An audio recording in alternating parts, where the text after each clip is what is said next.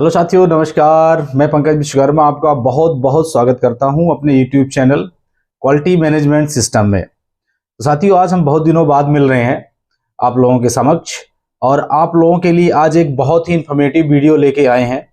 और डेफिनेटली यदि आप ये हमारा वीडियो देख रहे हैं तो आप EHS एंड OHMS से रिलेटेड लीगल रिक्वायरमेंट के बारे में जानना चाहते हैं कि 14,000 की और 45,000 की लीगल से रिलेटेड क्या क्या रिक्वायरमेंट्स होती हैं। तो आज आप सही जगह आए हो, सही प्लेटफॉर्म पे आए हो, आपने सही वीडियो चुना हुआ है। दोस्तों, आज हम एक एक चीज बहुत ही बारीकी से आपको बताएंगे कि रिलेटेड टू 14,001 2015 से रिलेटेड लीगल की कौन कौन सी रिक्वायरमेंट है और वो आपको कैसे मेजर करनी है, कैसे मॉनिटर करनी है और कैसे उनकी अपडेट चेक करनी है। आज आपको बहुत ही बारीकी से हम अपने इस वीडियो में बताएंगे। उसी तरह हम बताएंगे कि 45,001 एंड 2018 से रिलेटेड कौन कौन सी लीगल रिक्वायरमेंट है जो कि आपकी मैंडेटरी रिक्वायरमेंट है और कैसे आपको पता लगानी है, कैसे आपको उनके बारे में अपडेट रहना है और कैसे उनको आपकी मॉनिटरिंग करनी है। और साथ ही हम बताएंगे आपको इनकी वेबसाइट्स के बारे में कि आप किस वेबसाइट में जाके कौन सी लीगल रिक्वायरमेंट आप चेक कर सकते हैं और उनको अपने लीगल रजिस्टर में अपडेट कर सकते हैं, मेंटेन कर सकते हैं। साथ ही साथ साथियों, हम ये भी डिस्कस करेंगे कि आखिर ये सारी रिक्वायरमेंट्स आखिर मैंडेटरी क्यों हैं, क्यों हमें मेंटेन करनी पड़ती हैं, क्यों बनानी पड़ती हैं और क्यों ये सारी चीजें अपडेट करके रखनी पड़ती हैं। तो साथियों, यदि आप हमारे नए व्यूअर हैं तो चैनल को अभी आप सब्सक्राइब करें और बेल आइकॉन का बटन प्रेस करके नोटिफिकेशन जरूर ऑन कर लें ताकि हमारे हर एक वीडियो की अपडेट आपको इमीडिएट मिल जाया करे। और वीडियो में अंत तक बने रहें, वीडियो को अंत तक देखें ताकि आपको हर एक लीगल रिक्वायरमेंट का बारीकी से नॉलेज हो सके। तो साथियों, चलिए आगे बढ़ते हैं और जानते हैं लीगल रिक्वायरमेंट्स के बारे में। बहुत ही इंपॉर्टेंट चीज है जो कि याद रखने लायक है। जब भी हम EMS 14,000 की बात करते हैं तो 14,000 स्टैंडर्ड जो है एक बात करता है कंप्लायंस ऑब्लिगेशन की, ठीक है। एंड जब हम OSAS की बात करेंगे 45,000 की तो वो बात करता है लीगल एंड अदर रिक्वायरमेंट्स की। तो आपको ये समझना जरूरी है कंप्लायंस ऑब्लिगेशन क्या है and legal and other requirements में क्या डिफरेंस है। तो हालांकि इसके लिए मैंने अलग से वीडियो बना रखा है, लेकिन मैं आपको बता देता हूं कि दोनों वर्ड्स का मीनिंग सेम है, रिक्वायरमेंट सेम है, लेकिन बस ये है कि 14,000 में पहले जब ये 2004 में रिवाइज हुआ था तब उसमें लीगल रिक्वायरमेंट्स ही हुआ करता था, लीगल एंड अदर रिक्वायरमेंट्स, लेकिन इसको बाद में कर दिया गया कंप्लायंस ऑब्लिगेशंस, ठीक है। एंड 45,000 में 2018 जो वर्जन है इसमें क्या है, ये लीगल एंड अदर रिक्वायरमेंट्स हो गया है। इसका मतलब सेम है। लीगल का मतलब तो डायरेक्टली आपको पता है कि लीगल रिक्वायरमेंट्स आपकी कौन कौन सी होती हैं, जो भी गवर्नमेंट रिलेटेड रिक्वायरमेंट है, स्टैट्यूटरी रेगुलेटरी जो रिक्वायरमेंट्स है आपकी, वो सारी लीगल रिक्वायरमेंट्स है। EHS और OHS से रिलेटेड जो भी आपकी सेंट्रल की रिक्वायरमेंट है, जो आपकी गवर्नमेंट की रिक्वायरमेंट होगी, लीगल रिक्वायरमेंट होगी, सारी की सारी। अदर रिक्वायरमेंट्स है कि जो आपकी कंपनी ने कोई रिक्वायरमेंट्स बना रखी है, कोई SOP बना रखा है, कोई आपके कॉर्पोरेट से कोई रूल बना हुआ है, कोई आपका कस्टमर का रूल है, रिक्वायरमेंट है, वो सारी चीजें जो है अदर रिक्वायरमेंट्स में आती हैं। तो अब आपको कंफ्यूजन नहीं होना चाहिए कि legal requirements and other requirements में क्या डिफरेंस होता है। एंड कंप्लायंस ऑब्लिगेशंस, जब भी आप कहीं भी स्टैंडर्ड बात करते हैं कंप्लायंस ऑब्लिगेशंस की, legal requirements and other requirements की, तो उसका मतलब सीधा वही है, legal and other requirements. And साथियों, EHS में और OHS में 14,000 45,000 में दोनों में एक कॉमन रिक्वायरमेंट है कि आपने हर एक कंपनी के बाहर देखे होंगे कि बोर्ड लगे रहते हैं कुछ, जिसमें कंपनी का बहुत सारा डेटा डिस्प्ले रहता है। तो एक ये लीगल रिक्वायरमेंट होती है कि आपको कंपनी में, आपकी कंपनी में क्या क्या एक्टिविटीज होती हैं जो कि हजार्ड से लेके और जो कि इंटरेस्टेड पार्टी से रिलेटेड हैं, जो कि थर्ड पार्टी से रिलेटेड है किसी से, वो आपको सारी चीजें बाहर डिस्प्ले करनी होती है जो कि EHS और OHMS से रिलेटेड है। तो इसीलिए कंपनी का बोर्ड वहां पे सारे कंपनी में डिस्प्ले होता है और उसमें सारी इंफॉर्मेशन दी जाती है कि हम ये प्रोडक्ट बनाते हैं, इतना वेस्ट निकालते हैं, इंडियन टाइप का केमिकल यूज करते हैं और इस केमिकल में इतना वेस्ट निकलता है, स्लज निकलता है, इसको हम यहाँ डिस्पोज करते हैं, इस महीने हमारा इतना निकला, इस महीने हमारा इतना निकला, वगैरह वगैरह।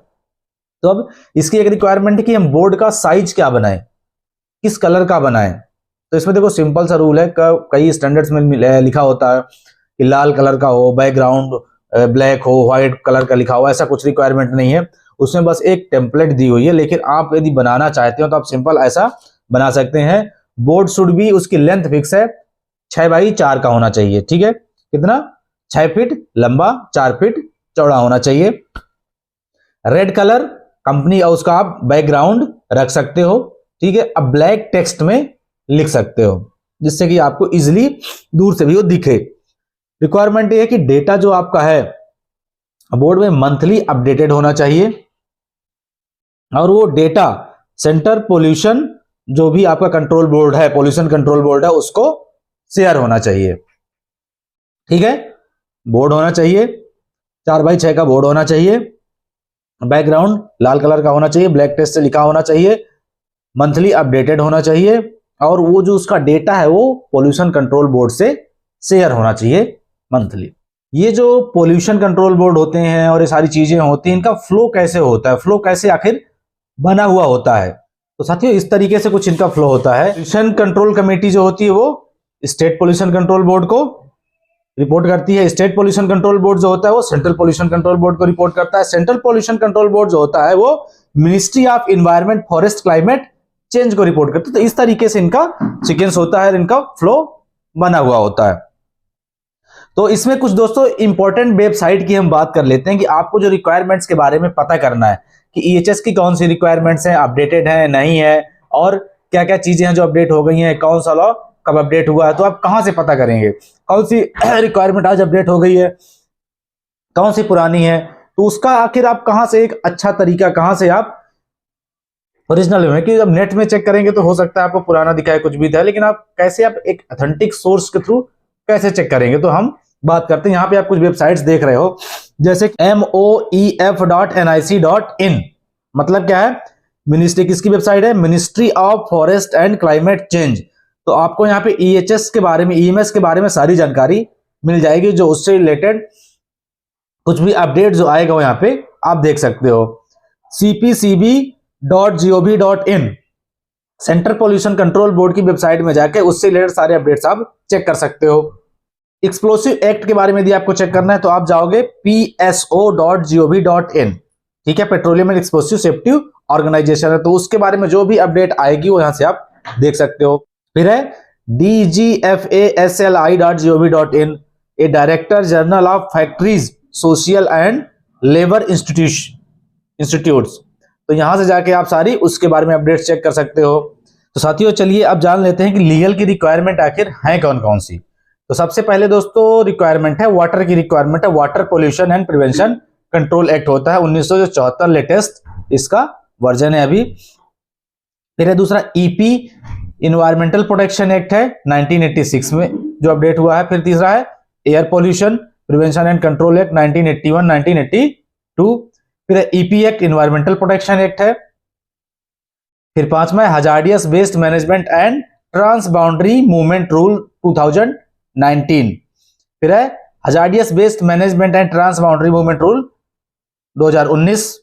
फिर है ई वेस्ट मैनेजमेंट रूल 2022, इसमें इलेक्ट्रिकल एंड इलेक्ट्रॉनिक्स दोनों कवर होते हैं। फिर है पेट्रोलियम एक्ट 1923, पेट्रोलियम रूल 2002, ये इसका लेटेस्ट है। फिर साथियों फैक्ट्री एक्ट 1948, ये इसी यही चल रहा है, इसमें कोई चेंज नहीं है। तो अब हम साथियों वन बाय वन करके बात करते हैं। सबसे पहले हम बात करेंगे water pollution prevention and control act 1947। ये MOEF, ministry of environmental and forest control. सबसे पहले आप एक्ट का नाम समझो, नाम से ही सारी चीजें कंफर्म हो जाएंगी।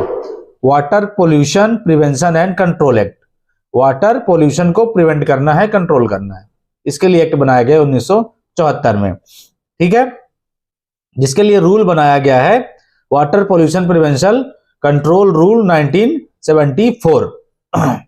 इसमें सबसे पहले क्या जरूरत होती है? आपको लाइसेंस और कंसेंट की जरूरत होती है। कोई भी कंपनी होगी तो आपको वाटर का लाइसेंस और कंसेंट लेना पड़ेगा।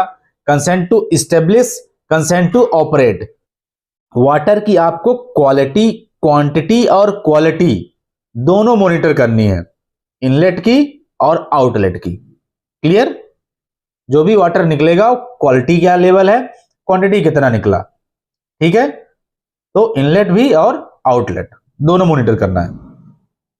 Source of inlet water to be defined, company में आपके सोर्स क्या है इनलेट वाटर का वो भी आपको डिफाइन करना है। Follow the ETP and STP requirement defined by SPCB. ठीक है, तो ईटीपी इफ्लुएंट जो होता है, ठीक है, जो स्लज वगैरह होते हैं उसका ईटीपी एसटीपी की जो भी रिक्वायरमेंट है आपकी स्टेट पोल्यूशन कंट्रोल बोर्ड की, वो आपको फॉलो करनी है। क्लियर लिखा हुआ है। फिर लिखा हुआ है inlet outlet quantity and quality monitoring required for STP water. जो भी आपका एसटीपी का वाटर है उसका इनलेट आउटलेट का क्वांटिटी और क्वालिटी दोनों मॉनिटर करनी है आपको। क्लियर, ये है वाटर पोल्यूशन कंट्रोल बोर्ड। अब इसमें क्या है, दूसरा मॉनिटरिंग एंड मेजरमेंट रिक्वायरमेंट्स रही। Log book mandatory data monitoring of the quality and quantity. जितना भी आपका वाटर है इनलेट का आउटलेट का, उसकी क्वालिटी और क्वांटिटी के लिए आपको लॉग बुक मेंटेन करके रखना है। उसमें लिखना है इतना वाटर निकला, ठीक है, इतना हमने लिया, इतना निकला, इतना इनलेट हुआ, इतना आउटलेट हुआ। क्लियर है ना। और इसकी क्वालिटी ये थी। Environment audit requirement to be check in the consent. तो environment audit requirement to be check in consent, तो जो भी कंसेंट है उसमें आपको देखना है कि कंसेंट में कोई ऑडिट वगैरह की रिक्वायरमेंट है इन्वायरमेंट से रिलेटेड की नहीं है। तो ये सारी रिक्वायरमेंट है साथियों water pollution and prevention control act में। तो इसमें देखो इसके लिए एक ईपी रूल बनाया गया है, ईपी रूल 1987, जो कि है वाटर एयर एंड हजार्ड्स के लिए।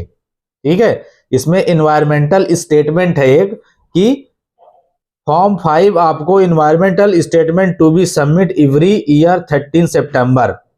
आपको हर एक साल इन्वायरमेंट की स्टेटमेंट सबमिट करनी है 30 सितंबर को। तो साथियों चलिए अब बात करते हैं हम एयर पोल्यूशन, ठीक है, air pollution prevention and control act की 1981 और 1982 की, जिसमें सबसे पहले रिक्वायरमेंट है आपको लाइसेंस लेना है सीटीई एंड सीटीओ, ठीक है, consent to establish, consent to operate. फिर इसकी मॉनिटरिंग एंड मेजरमेंट की रिक्वायरमेंट है। मॉनिटरिंग में आपको क्या करना है, एम्बिएंट एयर मॉनिटरिंग करनी है, ठीक है, फैक्ट्री एंड सराउंडिंग्स की स्टैक इमिशन आपको मॉनिटरिंग करना है, ठीक है। एयर क्वालिटी पैरामीटर्स आपको ट्रायंगल मेथड के थ्रू मॉनिटर करना है। बहुत विशेष ध्यान रखना है आपको, सारा थर्ड पार्टी चेक करवाना है और इसकी मॉनिटरिंग करना है और रिपोर्ट्स भी आपको वेरीफाई करना है। तो ये रिक्वायरमेंट्स इसकी एयर पोल्यूशन प्रिवेंशन कंट्रोल की। तो चलिए चलते हैं अपने अगली रिक्वायरमेंट में। फिर EP act, environment protection act, जिसमें क्या रिक्वायरमेंट है, नॉइज पोल्यूशन रूल 2000। तो नॉइज पोल्यूशन में क्या करना है हमको, एम्बिएंट नॉइज मॉनिटर करना है। Sample shall be collected in the day and night, day और नाइट में सैंपल कलेक्ट करना है। डे में जो है 75 dB, नाइट में 70 dB, ठीक है, 10 PM टू 6 AM जो इसका सैंपल कलेक्शन का है वो है। और इसकी स्पेक है डे में 75 dB तक अलाउड है और नाइट में 70 dB तक अलाउड है। वर्क जोन नॉइज मॉनिटरिंग करनी है, shall be done in the both shift. Work zone जो नॉइज मॉनिटरिंग आपको करनी है बोथ शिफ्ट, दोनों शिफ्ट में करनी है। फिर एक caustic treatment of the DG set rule 1988 and 2004, ठीक है। इसमें क्या है, mandatory enclosure of the DG set, जो डीजी सेट है आपके पूरे कवर्ड होने चाहिए। Noise insertion loss after closure less than 75 dB होना चाहिए एंड 1 मीटर में मोर देन 2.5 dB से ज्यादा नहीं होना चाहिए। फिर दोस्तों पांचवा जो रिक्वायरमेंट है, जो लीगल रिक्वायरमेंट है वो है hazardous waste management and trans boundary movement rule 2019। पहला है डिफाइन द हजार्डियस वेस्ट। सबसे पहले आपको हजार्डियस वेस्ट डिफाइन करने की आखिर है क्या क्या। फिर जनरेशन उनका कैसे जनरेट हो रहे हैं, कितना जनरेट हो रहे हैं, quantity and how to store, कैसे आप उनको रख रहे हो। जैसे कि यूज्ड ऑयल हो गया, यूज्ड कॉटन ग्लव्स हो गया, ईटीपी स्लज हो गया, इम्पटी केमिकल ड्रम हो गया, यदि और भी कुछ है वो भी। Storage can be maximum 90 days, आप मैक्सिमम 90 दिन तक स्टोर उसको कर सकते हो। It can be extended in specific condition up to 180 days by getting special approval from the pollution control board. 90 दिन से यदि आप ऊपर रखोगे तो आपको 180 दिन तक रख सकते हो, लेकिन पोल्यूशन कंट्रोल बोर्ड से आपको स्पेशल परमिशन चाहिए उसके लिए। फिर है agreement require with the authorised disposal agency, आप जहां उसको डिस्पोज करोगे वहां पे आपको एग्रीमेंट चाहिए होगा, ऑथराइज को ऑथराइज जहां से यदि है कहीं तभी आप एग्रीमेंट बना सकते हो। Signage require in the red colour, जहां भी आपका हजार्डियस बेस्ड है वहां पे साइनेज रेड कलर का डेंजरस वो साइन होना चाहिए। एंड हजार्डियस बेस should be store in the properly covered conditions and segregated properly. Inventory record require for all hazardous बेस, जो भी उसका इन्वेंट्री का रिकॉर्ड होगा जितने भी वेस्ट का वो होना चाहिए। फिर है form 10 manifest should be obtain while disposal of hazardous base, जब भी आप हजार्डियस बेस डिस्पोज करोगे तो आपको फॉर्म 10 लेना है, इसको मैनिफेस्ट बोलते हैं। Annual return form 4 shall be filled by the June end of the previous year, ठीक है। Then trans boundary movement not allowed, trans boundary movement not allowed. तो साथियों चलिए अब बात करते हैं हम अगले अपनी रिक्वायरमेंट्स की, लीगल रिक्वायरमेंट की। छठी रिक्वायरमेंट है हमारी e waste management rule 2022, electrical and electronics दोनों के लिए कंपलसरी है। तो पहली रिक्वायरमेंट है schedule 1 shall be refer type of e waste being generated, ठीक है। शेड्यूल 1 आपको रिफर करना है। If waste category product using more than 1000 then e waste return file required yearly, यदि आपकी इलेक्ट्रॉनिक की संख्या मोर देन 1000 है तो आपको ई वेस्ट रिटर्न फाइल करना पड़ेगा हर एक साल। बैटरी वेस्ट मैनेजमेंट जो रूल है आपका 2022, वो कहता है by back agreement is allowed, by back agreement आप कर सकते हो। It is applicable for all type of the batteries. फिर दोस्तों सातवां जो लीगल रिक्वायरमेंट है वो है पेट्रोलियम एक्ट 1923, पेट्रोलियम रूल 2002। ये क्या कहता है, पेट्रोलियम कितने टाइप के होते, कितने क्लास के होते हैं, class A, class B, class C. तो हम तीनों क्लास के बारे में आपको बता देते हैं। पहली क्लास जो है क्लास ए, इसका फ्लैश पॉइंट जो होता है लेस देन 23 डिग्री सेंटीग्रेड होता है, जो पेट्रोल जैसे हो गया। लाइसेंस इज मैंडेटरी, लाइसेंस इसके लिए मैंडेटरी होता है यदि आप 20 लीटर पर डे से ज्यादा यूज कर रहे हो। बी क्लास में फ्लैश पॉइंट आपका 23 से 65 डिग्री सेंटीग्रेड होता है, डीजल उसकी कैटेगरी में आता है। लाइसेंस मैंडेटरी होता है इसमें यदि आपकी जो लिमिट है 2500 लीटर पर डे से ज्यादा यदि आप यूज कर रहे हो। सी क्लास में आपके आते हैं, इसका फ्लैश पॉइंट 65 से 95 डिग्री सेंटीग्रेड होता है, जो सॉल्वेंट होते हैं। लाइसेंस मैंडेटरी होता है यदि आप 30,000 लीटर पर डे से ज्यादा यूज करते हो तो। पेट्रोलियम एक्ट 1923 में ये देखिए पेट्रोलियम 2002, जिसमें कि एक्सप्लोसिव रूल 1884, इसमें गैस सिलेंडर रूल है 2018, जिसमें कि रिक्वायरमेंट है एलपीजी स्टोर करने की। यदि आप मोर देन 100 kg स्टोर करते हो तो आपको लाइसेंस की ज़रूरत पड़ेगी और लेना ही पड़ेगा, मैंडेटरी है। प्रेशर वेसल टेस्टिंग रिक्वायर है ईयरली, प्रेशर वेसल आपको ईयरली टेस्टिंग करवानी पड़ेगी। प्लस इसमें हाइड्रो टेस्टिंग आपको हर एक 3 साल में मैंडेटरी हो जाती है करानी। अगली लीगल रिक्वायरमेंट है फैक्ट्री एक्ट 1948, जो कि देखिए सबसे फैमिलियर होता है, जिसमें कि आपको रिक्वायरमेंट होती है फैक्ट्री एक्ट की अकॉर्डिंग आपके फैक्ट्री लाइसेंस होना चाहिए, फायर एनओसी होना चाहिए, नॉन ऑब्जेक्शनल सर्टिफिकेट जो होता है, स्ट्रक्चर स्टेबिलिटी टेस्ट होना चाहिए जिसकी सर्टिफिकेट होनी चाहिए आपके। यदि कोई लिफ्टिंग इक्विपमेंट है तो उसका एवरी 6 मंथ में टेस्टिंग का रिपोर्ट होना चाहिए। यदि मैन पावर आपकी मोर देन 100 है तो आपको कोल्ड वाटर का अरेंजमेंट करना पड़ेगा अप्रैल से सितंबर के बीच में। साथियों यदि हमारे द्वारा दी गई इन्फॉर्मेशन आपको अच्छी लगी हो, पसंद आई हो तो वीडियो को आप ज़रूर लाइक करें, अपने दोस्तों के साथ शेयर करें और कमेंट करके हमें बताएं वीडियो कैसा लगा। यदि अभी तक आपने चैनल को सब्सक्राइब नहीं कर रखा है तो चैनल को सब्सक्राइब कर लें और बेल आइकॉन का बटन प्रेस करके नोटिफिकेशन ऑन कर लें, ताकि हमारे हर एक वीडियो की अपडेट आपको इमीडिएट मिल जाया करे। मिलते हैं हमारे अगले वीडियो में, तब तक के लिए आप बाय बाय, टाटा, जय हिंद।